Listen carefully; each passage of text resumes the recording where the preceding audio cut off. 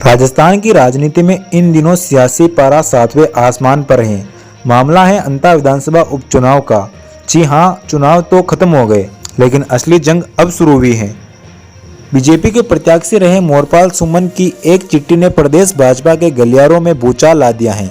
एक ऐसी चिट्ठी जिसने न सिर्फ हार का ठीकरा बड़े नेताओं के सिर पर फोड़ा, बल्कि भारतीय जनता पार्टी के भीतर अनुशासन के लक्षण रेखा को भी चुनौती दे डाली।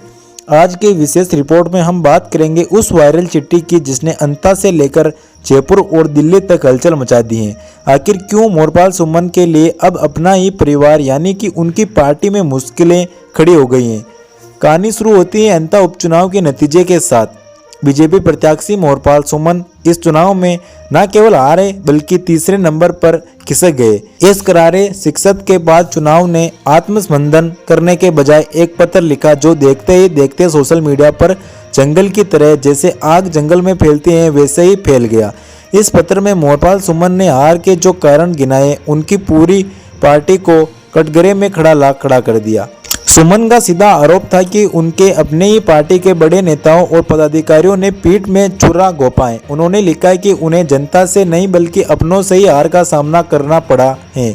सुमन ने टिकट वितरण में देरी को भी अपनी हार की एक बड़ी वजह बताया, लेकिन जो नाम उन्होंने इस पत्र में लिखे उनसे पूरी राजस्थान की सियासत में खलबली मचा दी। मोरपाल सुमन की इस चिट्ठी में लगाए गए आरोप कोई मामूली नहीं थे। उन्होंने सीधे तौर पर लोकसभा अध्यक्ष ओम बिरला की टीम पर सवाल उठाए। सुमन का आरोप था कि बिरला की टीम ने प्रत्यक्ष और परोक्ष रूप से उनके खिलाफ काम किया, और इतना ही नहीं बल्कि सुमन ने ऊर्जा राज्य मंत्री हीरालाल नागर के बिजनेस पार्टनर मनोज शर्मा को भी निशाने पर ला खड़ा कर दिया।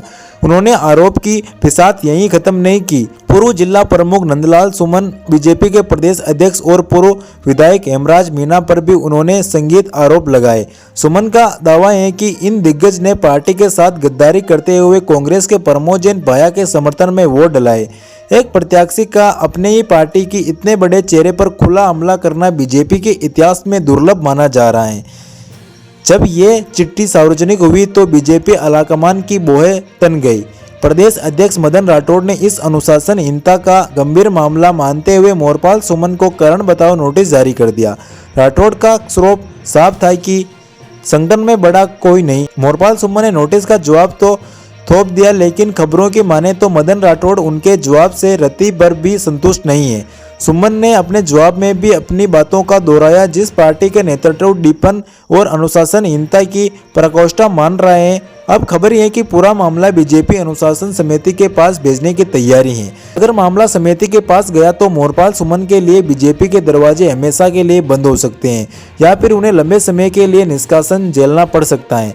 सियासी जानकारों का मानना है कि मोरपाल सुमन ने एक साथ कई मोर्चों पर दुश्मनी मोड़ ले ली। ओम बिरला जैसे कद के नेता और सरकार के मंत्रियों पर आरोप लगाना उनके राजनीतिक करियर के लिए आत्मघाती साबित हो सकता है। अंता में तीसरे नंबर पर रहने के बाद उनकी सागी पकड़ पहले से कमजोर हो चुकी है, और अब इस लेटर वोट में उन्हें अलग अलग कर दिया है। क्या ये सुमन की एहसास है या फिर वास्तव में अंता में बीजेपी के भीतरघात हुआ है? ये एक बड़ा सवाल है, लेकिन फिलहाल पार्टी की एकजुटता दिखाने की कोशिश कर रही है। मदन राठौड़ किसी भी तरह से गुटबाजी को बर्दाश्त करने के मूड में नहीं दिख रहे। अंता उपचुनाव के बाद शुरू हुए ये विवाद अब बीजेपी की साख का सवाल बन चुका है। एक तरफ मोरपाल सुमन है जो अपने आरोपों पर कायम है, तो दूसरी तरफ अनुशासन का झंडा लिए खड़े पार्टी लीडरशिप। आने वाले कुछ दिन राजस्थान बीजेपी के लिए बेहद अहम होने वाले हैं। क्या अनुशासन समिति सुमन पर रहम करेगी या फिर अंता की इस पूर्व प्रत्याशी के लिए राजनीति की राहें और भी पथरीली होने वाली हैं? इस पूरे विवाद पर आपकी क्या राय है? क्या मोरपाल सुमन के आरोप सही हैं या सिर्फ अपनी हार छुपाने का एक बहाना है? कमेंट में जरूर बताएं और बने रहे न्यूज़ वीएस के साथ। न्यूज़ वीएस को सब्सक्राइब करना ना भूलें।